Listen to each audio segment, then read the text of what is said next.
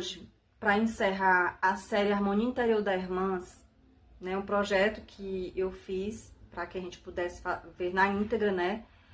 Todas as obras da Irmãs em relação à série Harmonia Interior. E o último deles é Diferenças Não São Defeitos.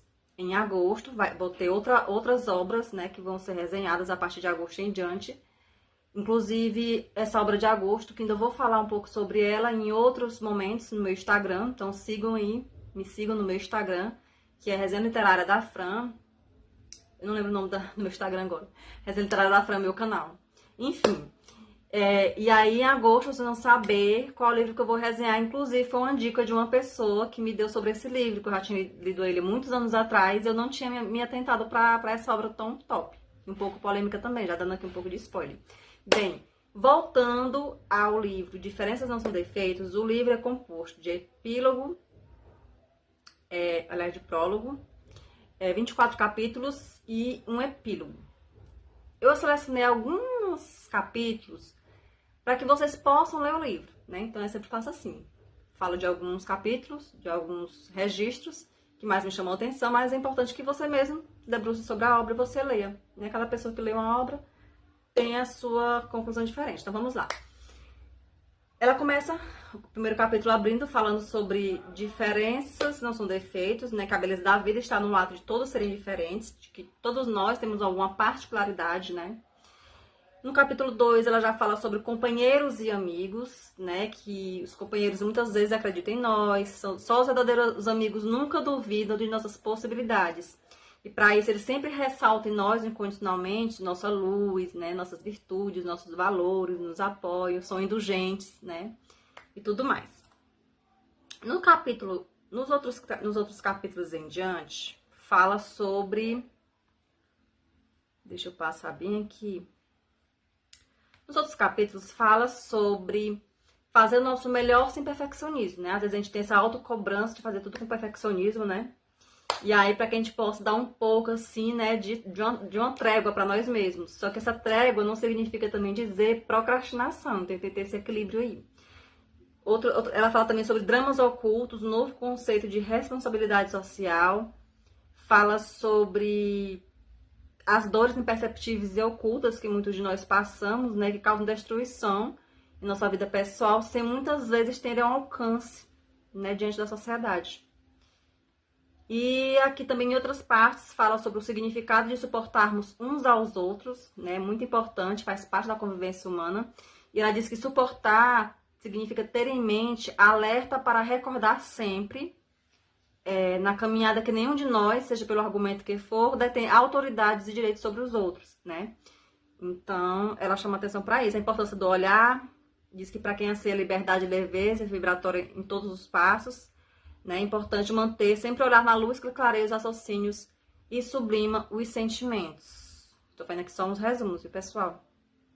Mais adiante, a autora fala: líderes conscientes educativos, quaisquer direções que desejam integrar nos quadros das características do mundo regenerativo, das conquistas sociais, terão que se matricular nos cursos educativos da vida de relações parceiras, né?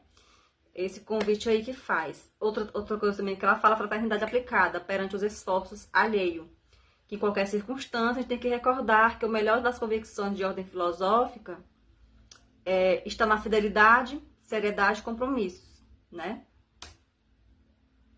Perante as tarefas alheias. E aí, outras coisas também que ela cita na obra, tô fazendo aqui um resumo, porque para não ficar muito extenso. Fala de inventário da ofensa. Eu achei isso muito interessante. Diz que a dor extrema da ofensa é penosa demais para não abrigar um sentido divino educativo para a alma. A mágoa é um sintoma denunciador de algo que necessita ser reorganizado na vida moral do ofendido. Fala também sobre sondar sem temor que existe nessas raízes, né? Então, falar muito aqui sobre a questão do autoconhecimento, né? Claro que conviver com pessoas, com grupos, sempre vai haver um momento ali de desconforto, né? De mágoa, de desentendimento, enfim. E ela fala, dá enfoque sobre como trabalhar esse tipo de sentimento. Conviver com diferenças diferentes, sem amar menos, é outro desafio. Que os laços de confiança, eles são construídos com o tempo. E a ampliação desses relacionamentos autênticos é um trabalho renovador, né? Para que formemos através desses grupos uma vara de feixes, né? A gente sabe que quando os grupos são unidos, são homogêneos, apesar da heterogeneidade, ou seja, a diferença de cada um, eles permanecem unidos e mais fortes, né? Que é para ser, né? Pelo menos assim, na prática. E estou quase finalizando já.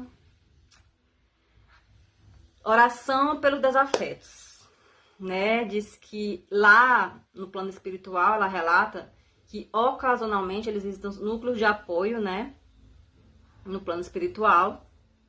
E fala que tem um galpão lá chamado Judas Iscariotes, onde essa pessoa coordena uma sublime tarefa de amor nesse sentido. Então, trabalha sobre a questão do perdão, a questão da sensibilidade, do amor incondicional, enfim. Simplicidade, admirável virtude, né? Outro capítulo. As pessoas dotadas de simplicidade são solidárias, prestativas, disponíveis, aptas a servir, porque nada exige intimamente que eles impeçam a gratidão, a prontidão espiritual e disposição de ser útil. Essa eu me identifiquei. Inclusive, tem pessoas, no meu caso, né? Que às vezes são muito assim, né? São pessoas prestativas demais. Às vezes eu preciso dar um freio, né? E já outras não são tantas assim. Então, assim, esse livro é um aprendizado. Para quem já tem algumas virtudes, ótimo. Para quem não tem, a gente precisa aprender, né? A desenvolver. Então, essas obras ajudam bastante a gente manter aí essa harmonia. E, por fim, já encerrando nossa resenha, ela fala da riqueza da diversidade das relações humanas, né? Que a gente convivemos com quem precisamos e recebemos os diferentes e as diferenças que merecemos, segundo a lei de causa e efeito. Então, sempre sob as augustas manifestações da misericórdia. Entrevista sobre naturalidade, entrevista que ela faz com uma pessoa sobre naturalidade, o que seria isso? Que alguém que tem uma percepção real de si mesmo, aceita-se como é, com todas as suas qualidades e imperfeições, mantendo uma fidelidade pacífica em sua vida interior em relação ao seu modo de crescer em direção a Deus. Então, é uma equação aí matemática que a gente tem que ter isso em mente, né? Esse exercício dessa naturalidade, né? Tentar dar um passo de cada vez nessa questão da ascensão, né?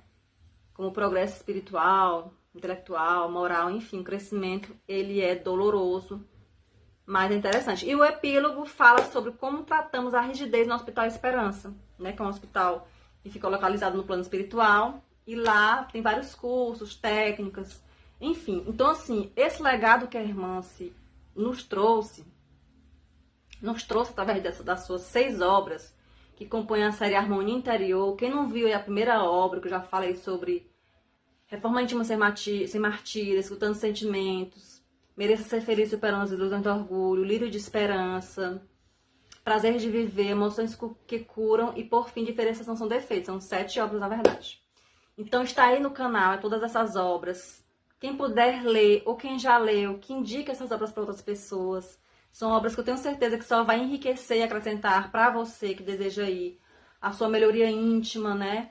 Então, assim, se a gente está o tempo todo próximo de pessoas, ou de livros, ou de instrumentos facilitadores para o nosso crescimento, né? Para a nossa mudança de visão das coisas, então é importante, né? São poucas as pessoas que se dedicam a estar dando dicas gratuitas sobre obras que vão te enriquecer, né? Então a gente sabe que mesmo a gente lendo, mesmo a gente estudando, já é difícil. Imagina quando você cerra o seu entendimento, né?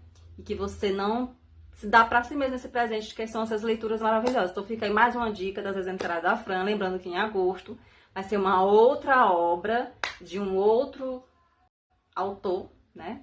E não se esqueça de curtir, compartilhar, se inscrever no meu canal. Beijos e até agosto.